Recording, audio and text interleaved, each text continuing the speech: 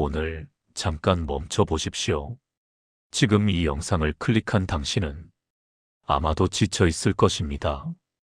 어쩌면 어젯밤 잠들기 전에 스마트폰을 들여다보며 누군가의 연락을 기다렸는지도 모르지요. 아니면 지금 이 순간 누군가와의 관계 때문에 머릿속이 복잡하게 뒤엉켜 있을지도 모릅니다. 35살의 직장인 K씨 이야기를 들어보십시오. 그는 반듯한 회사에 다닙니다. 월급도 나쁘지 않습니다. 친구들도 있습니다.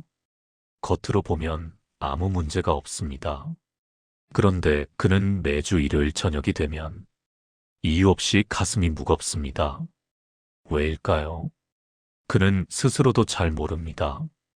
그저 막연하게 혼자라는 기분이 듭니다. 그래서 연애를 시작합니다. 처음엔 설렙니다. 메시지 한 통에 하루가 달라집니다. 하지만 석 달이 지나면 그 설렘은 어느새 의무로 바뀝니다. 연락을 해야 한다는 의무, 감정을 맞춰야 한다는 의무, 내가 원하는 걸 포기해야 한다는 의무. 그러면서 그는 생각합니다. 내가 이러려고 만난 건 아닌데. 그리고 혼자였을 때보다 더 외로워집니다. 이것은 K씨만의 이야기가 아닙니다.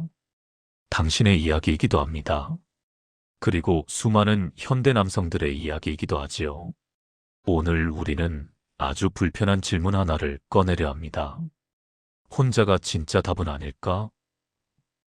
이 질문이 무섭게 느껴진다면 그건 아직 이 이야기를 들을 준비가 된 것입니다. 본격적으로 시작하기 전에 이 채널이 처음이신 분들께 부탁드립니다.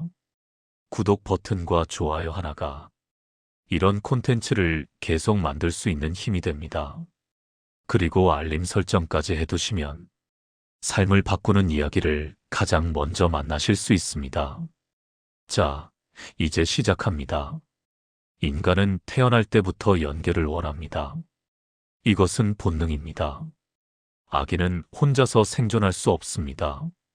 누군가 안아주지 않으면, 먹여주지 않으면 살 수 없습니다. 그래서 인간의 뇌는 연결 생존이라는 공식을 아주 깊이 새깁니다. 그런데 문제는 여기서 시작됩니다. 우리는 어른이 되어도 그 공식을 지우지 못합니다. 몸은 자랐지만 감정은 여전히 유아기의 패턴으로 작동합니다. 혼자가 되는 것, 죽음의 위협으로 느끼는 것이지요. 이것을 심리학에서는 유기 불안 어벤던먼트 앵자이어티라고 부릅니다. 누군가 내 곁을 떠날 것 같다는 공포, 나는 혼자 남겨질 것이라는 공포, 이 공포가 우리를 관계에 집착하게 만드는 첫 번째 원인입니다. 그런데 이보다 더 교묘한 심리가 있습니다. 바로 보상 심리입니다. 많은 남성들이 이런 말을 합니다. 나는 이 정도 노력을 했으니까 당연히 사랑받아야 해. 이것은 거래입니다. 사랑의 언어로 포장된 거래이지요. 내가 선물을 샀으니까, 내가 시간을 냈으니까, 내가 배려를 했으니까, 그러니 너는 내 기대에 부응해야 한다. 하지만 감정은 영수증이 없습니다. 아무리 투자해도 기대한 만큼 돌아오지 않을 때 그 보상 심리는 분노로 돌변합니다. 내가 이렇게 했는데 왜 이래? 이 문장은 사랑의 문장이 아닙니다. 분노한 투자자의 문장입니다. 세 번째로 살펴볼 것은 정의감입니다. 우리는 종종 관계 안에서 재판관이 됩니다. 저 사람이 잘못한 거야. 내가 옳아. 저 사람이 먼저 사과해야 해. 이 정의감은 우리를 붙잡아둡니다. 관계를 끝낼 수 없게 만듭니다. 왜냐하면 내가 옳다는 걸 증명하기 전까지는 떠날 수 없기 때문입니다.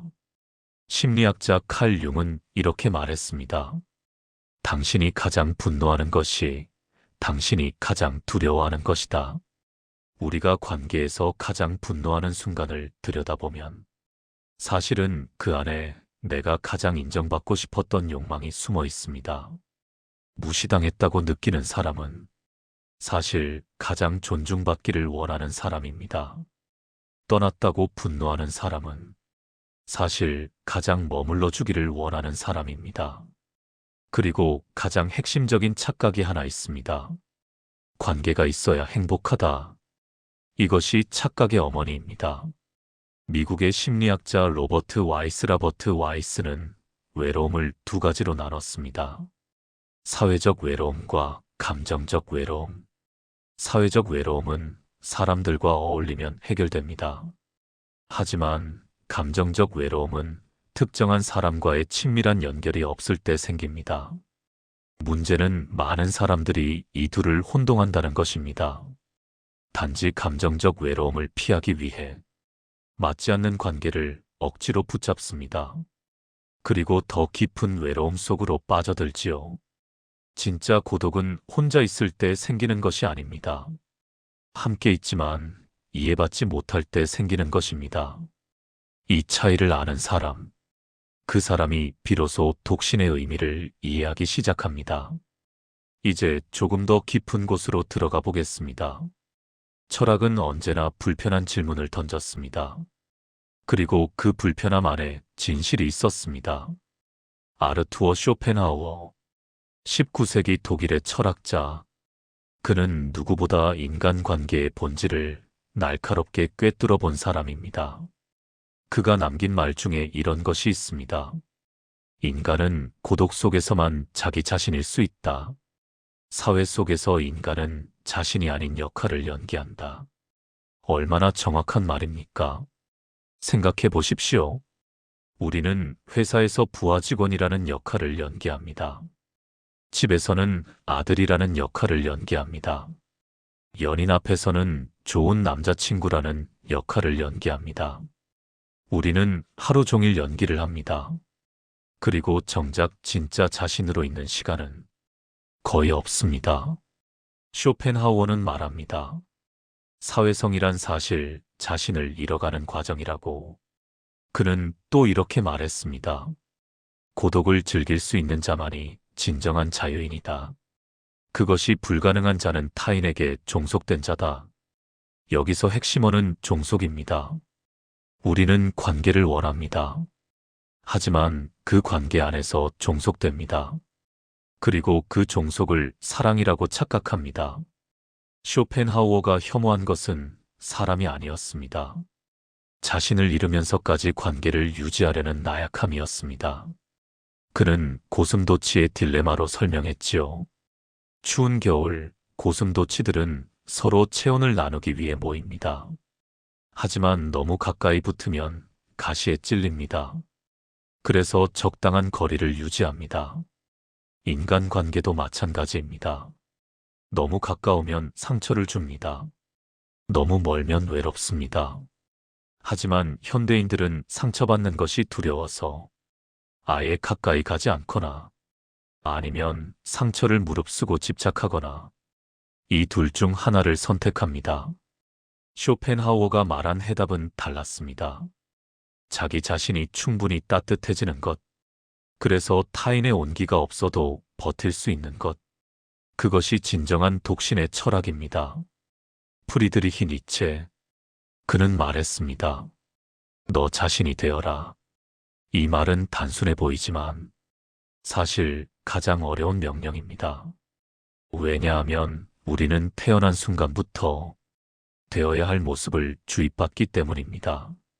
좋은 아들이 되어라. 성공한 남자가 되어라. 가정을 꾸려야 한다. 결혼은 해야 한다. 니체는 이것을 군중의 도덕이라고 불렀습니다. 다수가 만들어낸 가치관. 그것이 옳다고 믿게 하는 집단적 최면. 그리고 그는 말했습니다. 모든 위대한 자는 혼자였다. 역사를 돌아보십시오. 소크라테스는 군중의 이해를 받지 못했습니다. 갈릴레이는 혼자였습니다. 니체 자신도 그의 생의 대부분을 고독 속에서 보냈습니다. 이것은 위대함이 고독을 낳는 것이 아닙니다. 고독을 견뎌낼 수 있었기 때문에 위대해진 것입니다. 니체의 위버맨 CBRMENSCH, 즉 초인 개념은 타인의 인정 없이 자기 자신의 가치를 창조할 수 있는 존재입니다. 현대 남성들은 어떻습니까? 연애를 해야 사회적으로 정상적인 사람처럼 보입니다. 결혼을 해야 어른처럼 보입니다. 아이를 낳아야 완성된 인생처럼 보입니다. 하지만 니체는 묻습니다. 그것은 당신이 원하는 것입니까? 아니면 다수가 원하는 것입니까?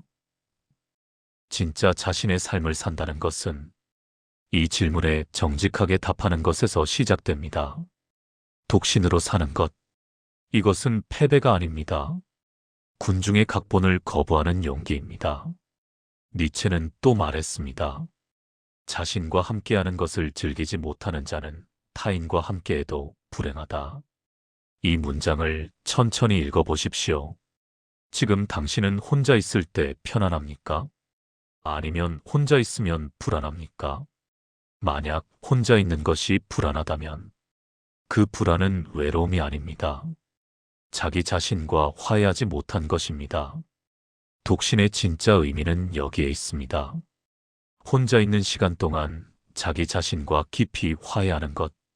스토아 철학자 에픽테토스, 노예 출신으로 철학자가 된 인물입니다. 그는 말했습니다.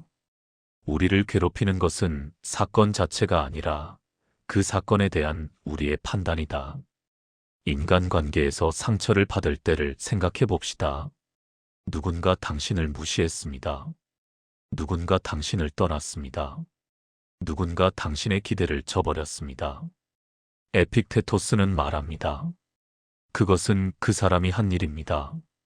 하지만 당신이 고통받는 것은 당신 스스로 그 판단을 내린 것입니다. 이것이 스토아 철학의 핵심입니다. 통제할 수 있는 것과 통제할 수 없는 것을 구분하라. 타인의 행동은 통제할 수 없습니다. 타인의 마음은 통제할 수 없습니다. 타인이 나를 사랑하느냐 아니냐는 통제할 수 없습니다. 하지만 내 반응은 통제할 수 있습니다. 내 판단은 통제할 수 있습니다. 내 삶의 방향은 통제할 수 있습니다. 독신을 선택한다는 것은 통제할 수 없는 것에 에너지를 소모하지 않겠다는 선언입니다. 타인의 감정에 나의 행복을 저당 잡히지 않겠다는 결단입니다. 에픽테토스는 또 말합니다. 자유란 원하는 것을 갖는 것이 아니라 원하지 않는 것을 원하지 않을 수 있는 능력이다. 관계를 원하지 않는 것이 아닙니다. 불필요한 고통을 원하지 않을 수 있는 능력. 이것이 독신의 철학적 토대입니다. 이쯤에서 반론이 들립니다. 독신으로 사는 건 이기적인 거 아닌가요? 아닙니다. 오히려 반대입니다. 자기 자신을 충분히 사랑하지 못하는 사람이 타인을 진정으로 사랑할 수 있을까요? 항상 결핍된 상태로 관계를 시작하는 사람은 사랑을 주는 게 아니라 채우려고 합니다. 상대방을 자신의 결핍을 채우는 도구로 씁니다. 이것이 진짜 이기심입니다. 독신으로 산다는 것은 자기 자신을 완성시키는 시간을 갖는다는 것입니다.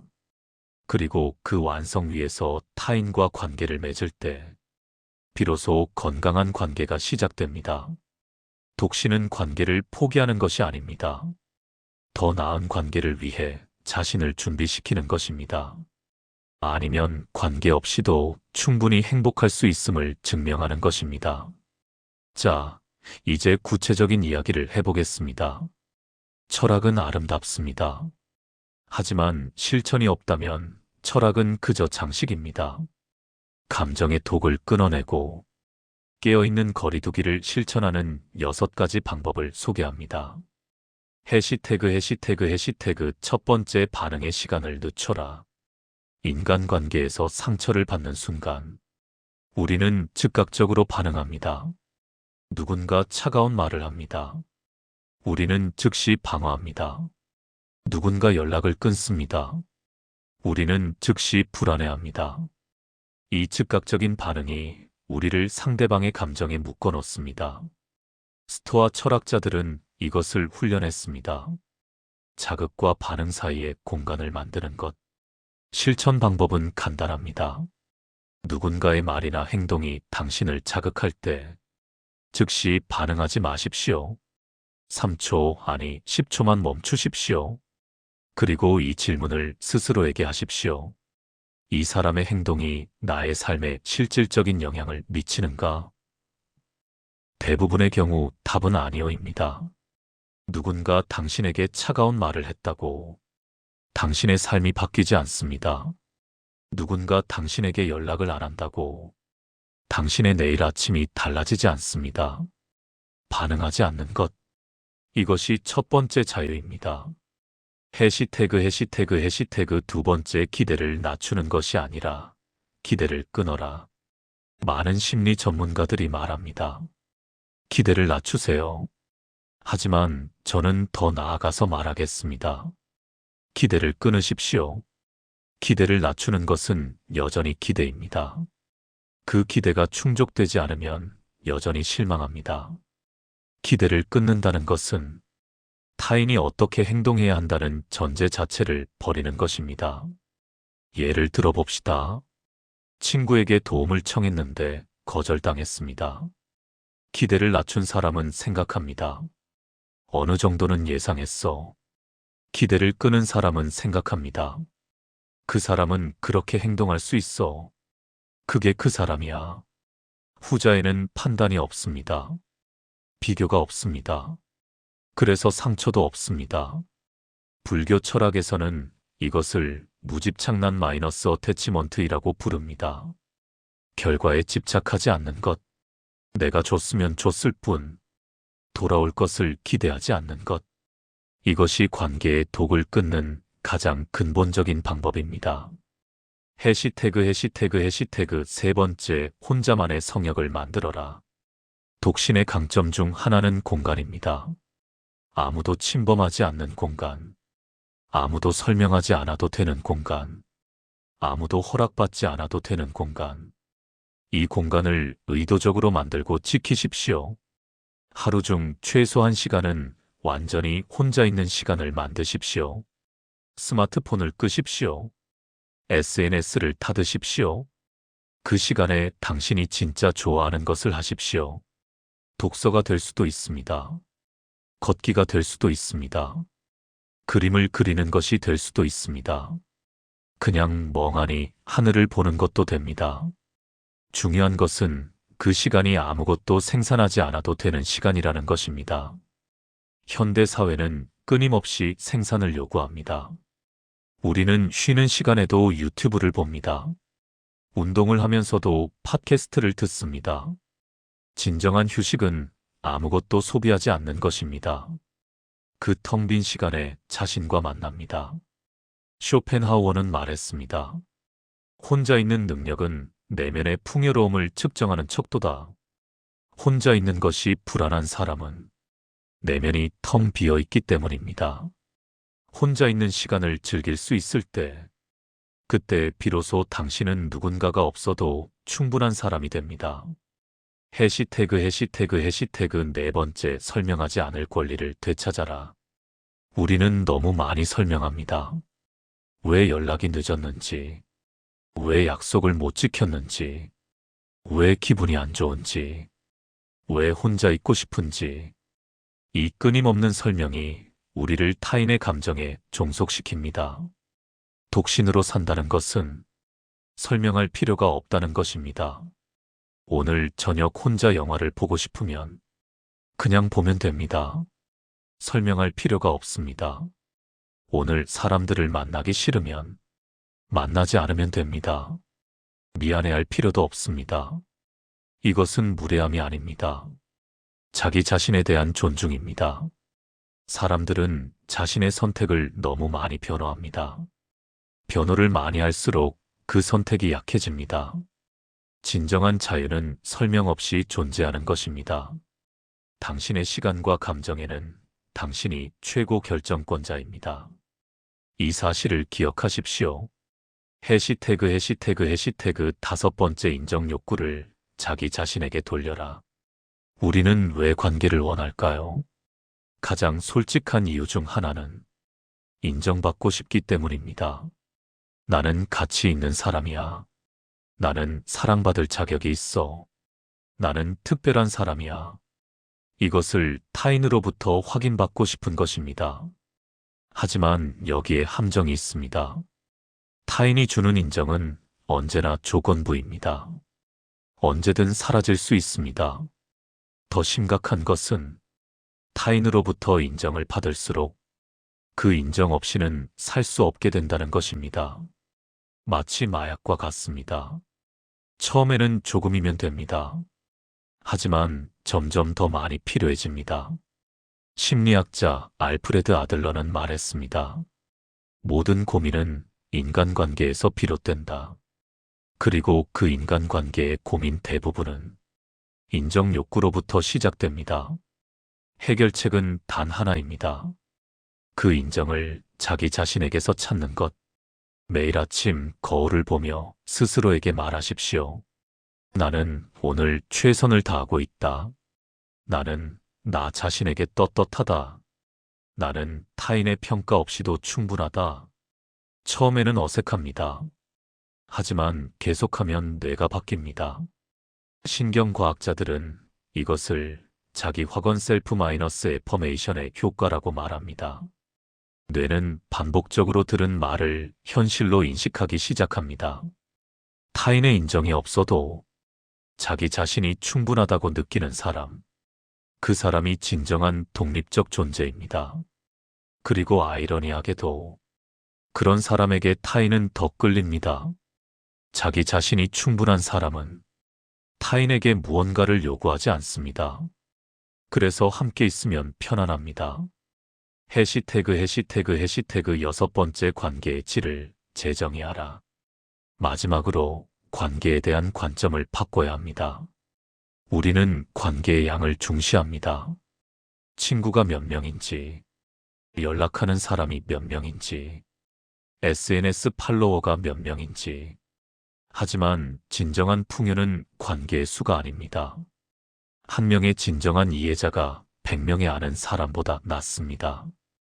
독신으로 산다고 해서 인간관계를 끊는 것이 아닙니다. 오히려 더 정화된 관계를 선택하는 것입니다. 의무로 만나는 사람을 줄이십시오. 억지로 유지하는 관계를 놓으십시오. 진심이 통하지 않는 관계에 에너지를 쏟지 마십시오. 그리고 그렇게 확보된 시간과 에너지를 진짜 소중한 한두 명의 관계에 쏟으십시오. 그리고 그 이상으로 중요한 것, 자기 자신과의 관계에 가장 많이 투자하십시오. 자신과의 관계가 건강한 사람은 모든 외부 관계도 건강해집니다. 자신과의 관계가 병든 사람은 아무리 많은 사람과 함께해도 늘 외롭습니다. 독신은 인간관계를 끊는 것이 아닙니다. 자기 자신과의 관계를 가장 먼저 시작하는 것입니다. 오늘 우리는 긴 여행을 함께 했습니다. 두려움의 이면을 들여다봤습니다. 집착의 뿌리를 파헤쳤습니다. 철학자들의 목소리를 빌려 자신을 비춰봤습니다. 그리고 실천의 방법을 찾아봤습니다. 이제 마무리할 시간입니다. 독신으로 사는 것. 이것은 세상을 등지는 것이 아닙니다. 이것은 세상의 소음으로부터 자신을 지키는 것입니다. 연못을 생각해 보십시오. 바람이 불면 연못은 출렁입니다. 돌을 던지면 연못은 흔들립니다. 하지만 잠잠해지면 연못은 하늘을 완벽하게 담아냅니다. 우리의 마음도 그렇습니다. 타인의 말과 시선에 끊임없이 흔들릴 때 우리는 아무것도 제대로 볼 수 없습니다. 하지만 고요해질 때 그 고요함 안에서 자신이 보입니다. 세상이 보입니다. 진짜 원하는 것이 보입니다. 독신은 도착지가 아닙니다. 자기 자신에게로 돌아오는 여정의 이름입니다. 혼자 있는 것을 두려워하지 마십시오. 그 안에 당신이 있습니다. 오랫동안 잊고 지냈던 진짜 당신이 조용히 기다리고 있습니다. 누군가 당신의 곁에 없어도 당신은 이미 충분합니다. 누군가 당신을 선택하지 않아도 당신은 이미 가치 있습니다. 누군가 당신을 떠났어도 당신은 여전히 온전합니다. 고요함은 공허함이 아닙니다. 고요함은 자유의 다른 이름입니다. 마이너스 마이너스 마이너스. 마지막으로 한 가지 질문을 드리겠습니다. 오늘 밤 아무도 당신의 곁에 없을 때 그 침묵 속에서 당신은 누구를 만나게 됩니까? 두려움을 만납니까? 아니면 자신을 만납니까? 그 답이 당신이 지금 어느 자리에 서 있는지를 말해줍니다. 그리고 어떤 답이든 괜찮습니다. 오늘 여기까지 온 당신, 그것만으로도 충분히 용감합니다.